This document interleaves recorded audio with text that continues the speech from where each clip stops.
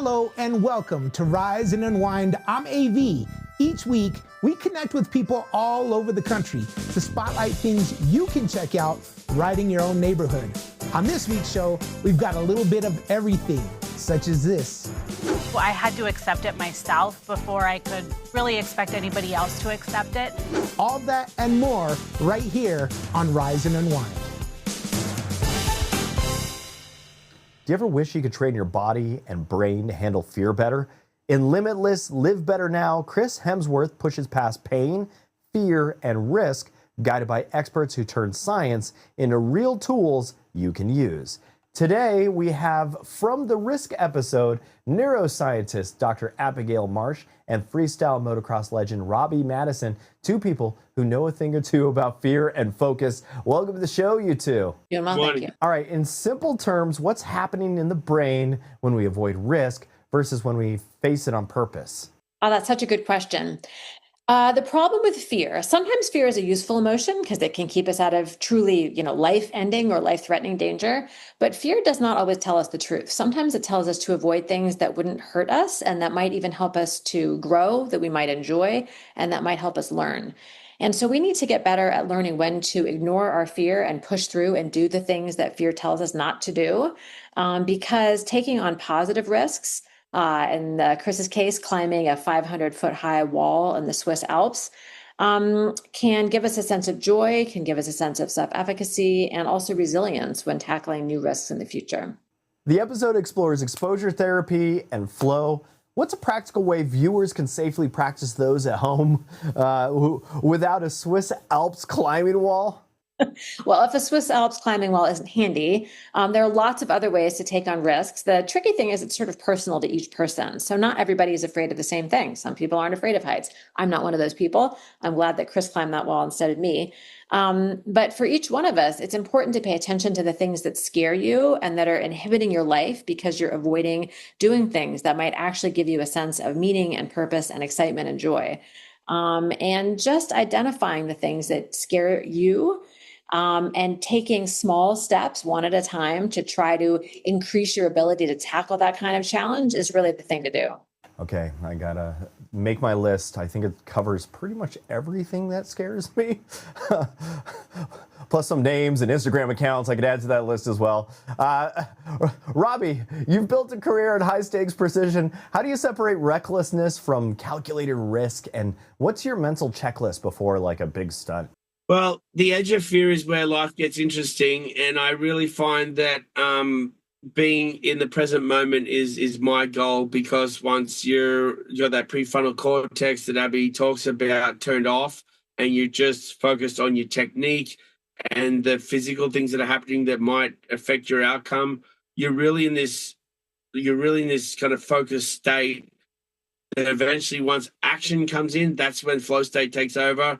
And life, I mean, it's just an interesting state of living, and it's not something that's achievable for massive long periods, but we're able to get to this point and function in a way where we're at our highest self, and it's but for me personally, I mean, fear is something I deal with every day, and it's just something that I deal with, and so it's how I challenge myself. It's what keeps me motivated and healthy and working hard and with a confident mindset and doing the right work behind the scenes. It gets you ready for match day. And so I don't recommend climbing the wall either. I would have wanted to do it myself, but I'm climbing my own walls, and it's about, this series is to show you how it works and then figure out what those walls are to you personally and go after just kind of taking small steps, because with growth comes happiness, and this is all about well-being and how we can better ourselves. And for parents and coaches, how do we encourage healthy risk-taking in kids and teens without pushing them way too far?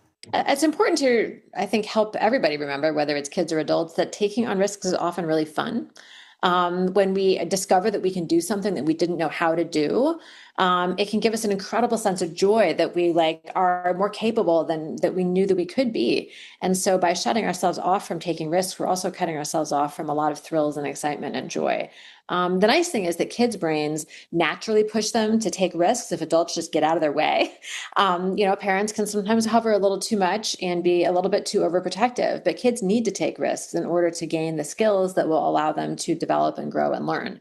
And really what adults need to do is sort of tap into that childlike state of being a little bit more by being deliberate about taking on new things. And just to add, as a father of 3 boys who are following my footsteps, there's a lot of responsibility that comes with risk taking. And I do see other parents like kind of putting their kids in unsafe situations. And they're essentially trying to mimic my kids who are doing backflips and doing all this stuff, but they're not seeing the behind the scenes work that goes into that and the small steps we take to get them ready for it. So there's a responsibility of, unsafe risk taking, and what Dr. Abigail talks about and what we do, and this is positive risk taking and the small steps, and Chris trains for these things. So with the right preparation, you can scale the highest mountains. No one climbs Everest by just walking there and climbing it. It's all about preparation. You got to get ready for every step of the way. So there's a lot of learning, a lot of growth here, but an incredible series. I binge watched the first one. I'm excited to be a part of series 2. And Chris is a great example of what it takes physically, mentally. There's a lot of education in this. It's a must watch for sure. I want to thank you two for joining me today. Limitless, Live Better Now is now streaming on Disney Plus and Hulu. Check out the Risk episode with Abigail Marsh and Robbie Maddison for simple, science-backed ways to build courage, focus, and resilience starting today. I want to thank you two for joining me. Thank you so much. Fantastic day. The Housemaid is one of those thrillers where everything looks perfect on the surface, but then it just slowly unravels. It's based on the best-selling novel that stars Sydney Sweeney and Amanda Seyfried in a story filled with secrets, power, and unexpected twists. Behind the camera is director Paul Feig, bringing a signature style to a dark, psychological ride that keeps audiences guessing. Paul, it's great to have you here with us. How are you, my friend? Dan, I'm great. On a Monday morning, I've never been better. All right, so this story pulls people in fast and keeps kind of flipping expectations. What was it about The Housemaid that made you want to tell this story on the screen? Well, I mean, the book is so good. The source material is there, and I'm always looking for, especially in the thriller genre, ones that have just big twists and turns that you don't see coming. And then once you get one twist, you get another twist, and then you get another twist. And, Frida McFadden's book is just so good. There's a reason it's been on the bestseller list for 2 years now. And so it just seemed like it was just too delicious to not bring to the big screen. And you've kind of described this movie as almost a Nancy Meyers movie gone wrong. Yes. How did that idea shape the look and the tone of this film? Well, I mean, exactly what it sounds like. I wanted Millie, the character of Millie, which is played by Sydney Sweeney, to come into this world that just on the outside looks like the perfect situation. The house is all cream colored and beautiful, and everything is perfectly ordered. And it feels like for a girl who was living in her car just, at the time, to come into this situation would be fantastic.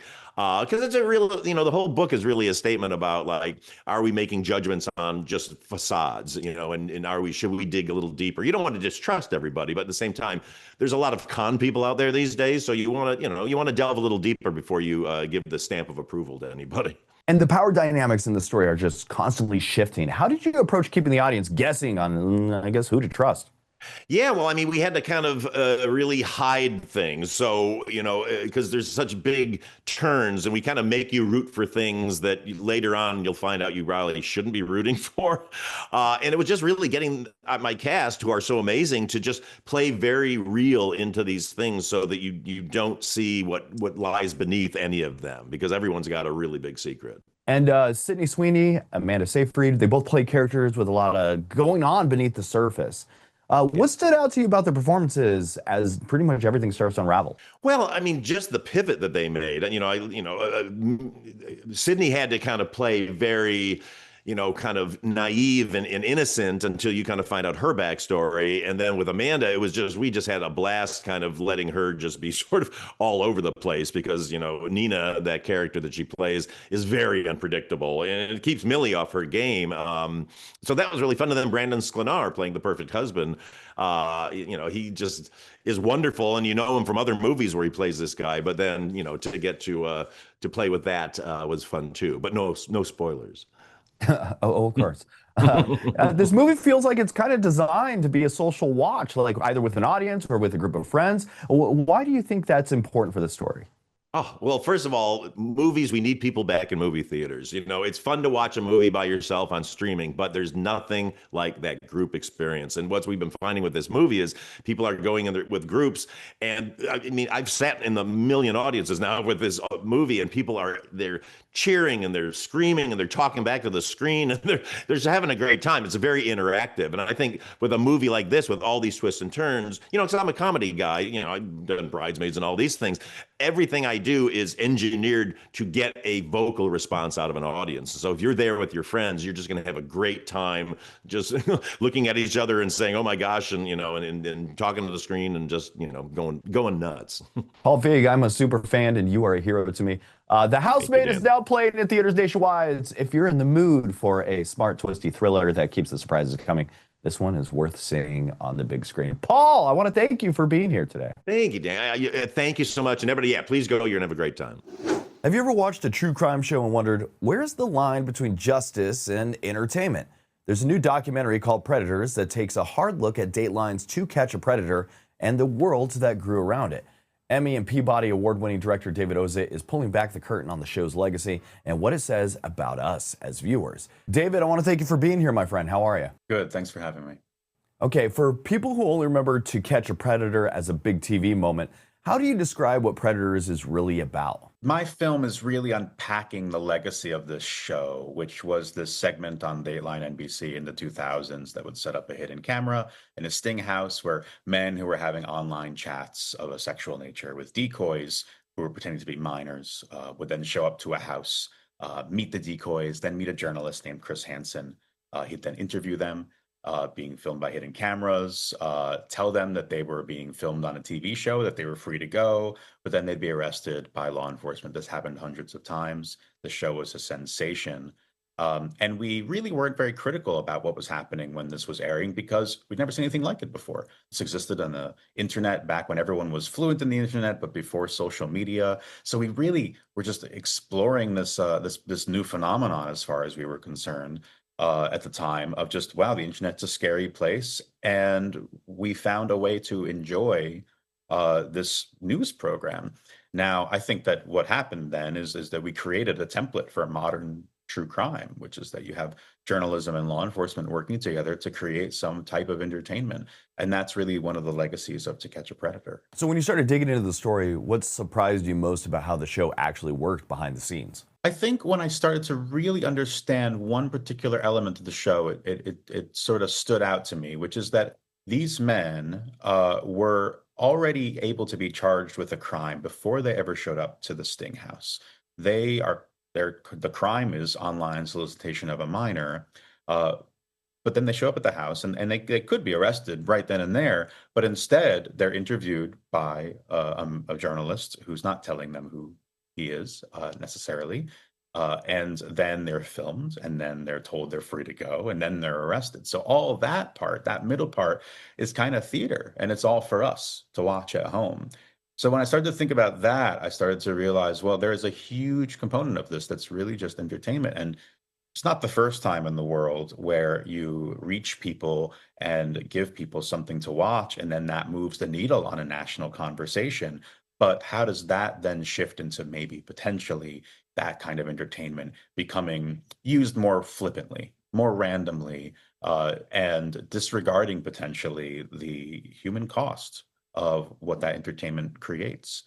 Those are some of the questions I liked to get into when I made the film. And the film really leans into some ethical gray areas. You got the stings, the cameras, the way audience reacted. What are some of the biggest questions that you wanted viewers to wrestle with when they watch this? To be completely honest with you, one thing I'm really eager for viewers to wrestle with in terms of questions is actually just how they feel watching the show, or my show rather. I'm a documentary filmmaker. I'm also asking people to consider certain things about, what do I do for a living? What do all of us do for a living when we're telling people's stories? There's some things in my film that are hard to watch. There's some things in my film that I think will make you laugh.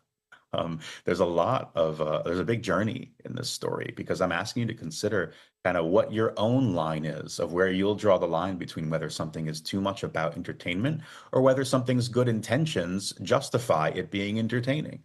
And we don't have answers to that. Everyone has their own answer to that question. We all kind of have our own line in the sand about what we think. Well, it's actually more like a line in asphalt, because it really is hard to change how we feel about whether something is right or wrong. And we don't like it when people try to change it for us, I've noticed, in society. So my film's kind of about asking those questions and asking you, how do you feel when you watch some of this material? How does it make you feel? And you talked to some former decoys, the host, and people who were directly affected by the show. Was there a particular interview or moment that changed the way you saw this whole phenomenon? Not one particular interview or moment, although I spent time talking to Chris Henson in the film and many of the decoys who were involved in the story. All of it was very interesting and compelling to me, and in part made me think again about, well, I'm, for example, asking some people in the film to recollect some pretty hard moments. There was an incident of a man in Texas who took his own life when the camera crews and the police came to his house to arrest him for the sting. For To Catch a Predator. And I interviewed some people who were involved with that story, and I asked them to bring up, some hard memories. And I remember thinking to myself, wow, like, I hope I'm not traumatizing these people. But again, those are the kind of questions that I think you only start asking when you're thinking about what are the ethics of making stories out of people's lives. Documentaries have been doing that for years. True crime's been doing that for years. But this film's really not just about To Catch a Predator, but it's about the ethics of how we tell stories. And as you were saying, that true crime is bigger than ever right now. After making Predators, how do you hope people think differently about the shows and content that they are choosing to watch and their role as an audience? Not to sound like a broken record, but I don't want to tell people specifically what I want them to think, because that's our problem, I think, in our society, is that we've got a lot of people telling you all the time what you should think about something. And I just want you to go on a journey with this movie. I designed it so that it challenges the way you feel at all times about what you're watching and looking at. And there's going to be times when you're uncomfortable, and there's going to be times when the person sitting next to you, who you thought was your BFF, might be making you uncomfortable because they disagree with you or you disagree with them. But I think that is the hard thing about being a human being, is that sometimes we disagree with each other. It doesn't mean we are wrong. It means we're just complicated. And this is a show about trying to take complication away. There's good guys and bad guys. And I do think the world is more complicated than that. It's not about defending child predators. It's not about making you feel bad for them. It's about asking you to consider, how do we treat people? David, I want to thank you for joining me today. Predators is now streaming on Paramount Plus. So if you remember To Catch a Predator or just want a smarter take on true crime, this is one to check out. David Osit, thank you so much once again for joining me today. Thanks for having me. Do you ever watch a true crime story and think, there's no way that this could be real? And then it is. Then the idea of that is the idea behind the brand new season of A Curious Case Of, a series that digs into bizarre, stranger than fiction cases filled with twists, deception, and shocking outcomes. So joining us today is Beth Karras, veteran legal analyst and former prosecutor who helps break down what really happened and why these stories still matter. Welcome to the show, Beth. How are you, my friend? I'm fine. Thanks for having me. Happy New Year. Happy New Year. Excited about it too. Happy New Year to you. And before the break, I was saying, I love the show. It's great. It's interesting. It's because, a lot of these true crime drama stories always is, this person murdered this baby, and it's dark, it's demented, and it kind of goes into these, deep tales of, blood, guts, and people that are just doing horrible, horrible things. But this show, okay, and not to just keep gushing about it, it goes into something a little different. It does have the true crime. It has some weird tales. It has some stories. First season, loved it to death. But you investigate things that are a little different and not just blood, guts, and watch these people kill things that were innocent all from the start. You know what? You hit the nail on the head. That why this series resonates with a lot of men who are kind of get turned off to a lot of blood and guts and murder, right? It's a largely female audience. It skews female, I should say. But I'm hearing from husbands and boyfriends saying, there's a show that I can watch that's crime or crime adjacent, as we say, that I can watch with my girlfriend or my wife and enjoy it. So we're not looking at murders, but we're looking at weird, bizarre behavior, as you said. It's deceitful, it's fraudulent, could be cults, it's something's wrong here. What is it, a crime? What is the crime?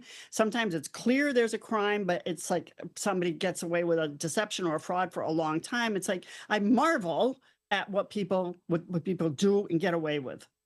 Yeah, I think I'd be a little nervous if I'm sitting down and relax and my wife is getting super excited about a murder drama of someone killing their husband. Yeah, I can understand that situation. But okay, you really choose some wild and interesting tales and stories. How do you find these? So, there's a team of us, and I'm part of that team who look for the stories. I mean, stories come to me, but we also, we scan, the internet. We, might listen to some podcasts. Maybe people we know. There's a story I've been pitching of somebody I know who had, I don't want to give away the punchline, but it's not in this series, but he was missing for a long time and people thought he was abducted by aliens. Turns out that wasn't the case. Anyway, they're weird, twisted stories, and we just find them, in life, on the internet, newspapers, friends, people we know. We listen to reports. All right, and this season, what are some of the highlights? Anything big that we should be looking out for? What's something we can look forward to in the season? What's the elevator pitch this time?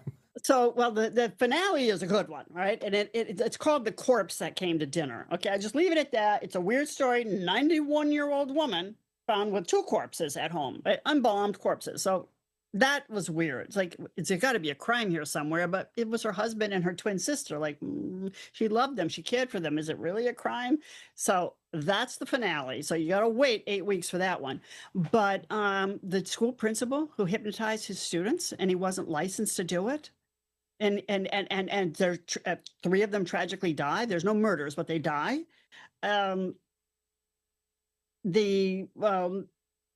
The woman who is faking her illnesses, she's faking paralysis from the neck down. What, to get attention? I'm not sure. She fakes being a cancer survivor. She wants people to like her, maybe. I don't know. She fakes pregnancies. These are all over several years. It's very strange behavior that made me angry, having grown up with 2 special needs brothers who died as young adults. That really made me angry that somebody would fake an illness that they don't have just to get people's sympathy, I guess. I'm not really sure. So that's one of the stories. But that was like, what is the crime here? It's not a crime to break someone's heart. It's not a crime to lie unless you're getting a benefit, and that's what did her in. She got a benefit. She got something of value. She got a bicycle. She got a trip. She got some expenses paid to go to a camp for the special needs people. So, I mean, the first episode, right, the green smoothie, guy who practiced medicine without a license, was also like, he started life pretty good, making a lot of money with his alkaline diet. But then he took it a step too far. He got too greedy. He started promising people he could cure their cancer. That's what landed him in prison. As a journalist and someone that has dealt with legal analysts and former prosecutor, what did you learn while working on these projects? And what is something that is a takeaway that you going into this? Okay, these are interesting stories, but what is something that like made you realize, or what did you learn that you want people at home to kind of get while watching this, or just learn while making the project yourself? I want people to be aware that there are a lot of frauds being perpetrated, not just on the robocalls and the emails you get where people are trying to get into your bank account and get your personal information, but people are out there lying about themselves. I mean, the green smoothie promising, the guy with the smoothies promising he can cure your cancer, the woman faking her paralysis, and she really did fake the counselors. I mean, they thought she was paralyzed. I mean, just it's a cautionary tale to just always be on alert. I don't want people to be distrustful of everyone, but just, you just gotta check things. And if your radar, your gut is telling you something's not right, that's probably the case. Beth, you are a hero. Thank you for bringing this once again to us. We love this stuff. So, Thank you. You got to check out new episodes of Curious Case-Up that are airing weekly on Investigation Discovery, with episodes also available streaming on Max. If you're fascinated by true stories that prove reality could be a little stranger than fiction, then this is absolutely one worth watching. Beth, I want to thank you once again for being with us, my friend. My pleasure. Thanks for having me. You ever meet someone who turns something really hard into something beautiful? Well, February is Rare Disease Month, and today we're talking about a rare condition called systemic mastocytosis, a chronic disease that many people don't fully understand. Joining us are Vanessa Hine, who lives with systemic mastocytosis, and artist Emma Lyons, who helped turn Vanessa's journey into art through the Colors of SM program. I want to welcome you both. Thank you. So Vanessa, tell us more about your journey with systemic mastocytosis and some of the symptoms you experienced before you were diagnosed. My symptoms started about 10 years ago. I didn't really know what was happening. I would get hives, I would get bone pain, lots of fatigue that you couldn't even explain. Temperature changes really seemed to affect me. Then I got a rash, and that's when I decided that I needed to go see a doctor, and it took many tries to get a diagnosis. A lot of my symptoms were dismissed as other things. Once we started doing some biopsies, and I found a doctor who had seen mastocytosis before, so she really pushed to dig deeper into those biopsies, and that's when I got the diagnosis. Let me ask you, what made you decide to take part in the Colors of SM program? I found the program shortly after I was diagnosed, just doing my online searching of what is it, how do I live with this? And I didn't want to talk about it with anybody. I was trying to hide all of my symptoms, and I knew I had to accept it myself before I could really expect anybody else to accept it. So I decided that I was going to apply for the program and tell a complete stranger what I was going through. And I was paired with Emma, and over 6 months, I told my story, and it was a great experience. For someone watching who may be living with SM, what would you want them to hear from you today? The most important, I think, is to listen to your own body. Like, find those triggers, find ways to stay away from them, and to find a doctor who knows about it and is willing to help you. Vanessa, tell us about your journey with systemic mastocytosis and some of the symptoms you experienced before you were even diagnosed. I learned about systemic mastocytosis through the program, and by walking alongside Vanessa through the 6-month time period, I got to see her be so strong as she overcame all of these surprising triggers and unpredictable symptoms. And so I really wanted to make sure I captured that in the painting, because I wanted to inspire everyone else just as much as she inspires me. Well, I'm very interested in what you did by taking Vanessa's personal story and translating that into art. Absolutely. So my painting is called Look Deeper. It is inspired by all the complexities that she has gone through and the layers of her journey. So the base layer, for example, is her favorite color, is the color pink, and it is who she chooses to be. It's who she is at her core. And then the second layer on top of that is the chaos that SM brings to her life. And the final and grand finale layer on top is the peace that she found when she learned how to advocate for her own needs. Where can people go if they want to learn more or even get involved? Absolutely. colorsofsm.com is the place to go to learn more about the disease, the program, and to apply to participate. We've been so honored to be working with Blueprint Medicines in order to spread awareness about SM. Vanessa and Emma, I want to thank you so much for joining us this morning and giving us all of this helpful information. Thank you so much for having us. That's it for this week's Rise and Unwind. I'm AV. Thanks so much for hanging out with us. If you want to keep up with the show, then you can find us on social media. Just search Rise Unwind on IG or Facebook. We've also got YouTube at Rise Unwind. You can find everything in one place at riseunwindtv.com. Thanks again for watching, and we'll talk at you soon.